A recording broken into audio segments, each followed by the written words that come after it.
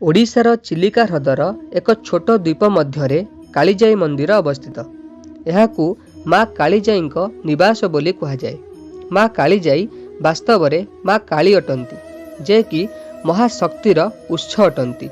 स्थानीय लोक माने माँ कालीजाई को बहुत सम्मान एवं श्रद्धा करिथांती। नील जलर चदर रे आवृत होइथिबा एही पवित्र स्थान ओडिशार पर्यटनर एक ऐतिहासिक किंवदंती भावे जनाशुना। प्राय 29 एकर पहाड़ परिपूर्ण एही द्वीपरे माँ कालीजाई पूजा पाउछंती। कालीजाई चिलिकार एक स्वतंत्र आकर्षण अटे।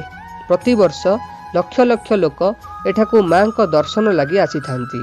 मकर संक्रांति रे कालीजाई पीठरे प्रसिद्ध मकर मेला अनुष्ठित होइथाय। जानुआरी मासरे अनुष्ठित हेउथिबा मकर मेला एठाकार एकमात्र लोकप्रिय पर्व अटे। एही पर्वरे आखपाख अंचलर हजार हजार भक्तंक समागम होइथाय। काली एवं जाई मांकर दुईटी पृथक पृथक स्वरूप अटे। माँ काली हिंदू धर्मर प्रत्यक्ष अधिष्ठात्री देवी होइथिबा बेले जाई स्थानीय बाणपुर अंचलर जने साधारण झियो थिला। किंवदंती अनुसारे गोटे नवविवाहित झियो जार ना थिला जाई, से तार पितांक सह निज शाशु घर पारिकूदकू जाउथिला। पारिकूदकू जिबा समय रे आकाश मेघाच्छन्न हो जाइथिला। हठात झड़ तोफान माड़ी आसीथिला। केही किछि बुझिबा पूर्वरु डंगाटी भारसाम्य हराई चिलिकार गभीर जलराशि मध्यरे ओलटि जाइथिला। सौभाग्यवशत जाईर बापा एवं डंगार नाउरिया बर्ती जाइथिले, किंतु सेही नवविवाहित झियो जाई सबुदिन पई चिलिकार गभीर जलराशि मध्यरे लीन हो जाइथिला। एही घटनार किछि दिन परे सेही ह्रद देई जाउथिबा नाविक माने जाईर कांदणा सुनिबाकू पाउथिले।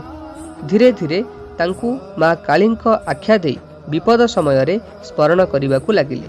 ऐतिहासिक तथ्य अनुसारे प्राय 1717 मसीह बांकड़र राजा श्री जगन्नाथ मानसिंह द्वारा एही मंदिर निर्मित होइथिला। एहा परठू माँ सेठारे अधिष्ठात्री देवी रूपे पूजा पाई आसुछंती। लक्ष लक्ष लोक चिलिका उपरे निज जीविका निर्वाह पाई निर्भर करती। माछ एवं विभिन्न सामग्री संग्रह करिबा पाई प्रतिदिन सेमानंकु चिलिकार गभीर गंड मध्यकू जिबाकू पड़िथाय। विश्वास अछि जे माँ कालीजाई सेही मत्स्यजीवी मानंकु सबु विपदरु रक्षा करिथांती। तेणु चिलिकार मत्स्यजीवी माने तांकू निज इष्ट देवी रूपे पूजा करती। यह थिला कालीजाई इतिहासर किछि अविस्मरणीय कथा। जदि एही भिडियोटी आपण मानंकु पसंद आसी थाए, भिडियो को लाइक करंतु एवं चैनल को सब्सक्राइब कर दियंतु। रहुछि नमस्कार, जय जगन्नाथ।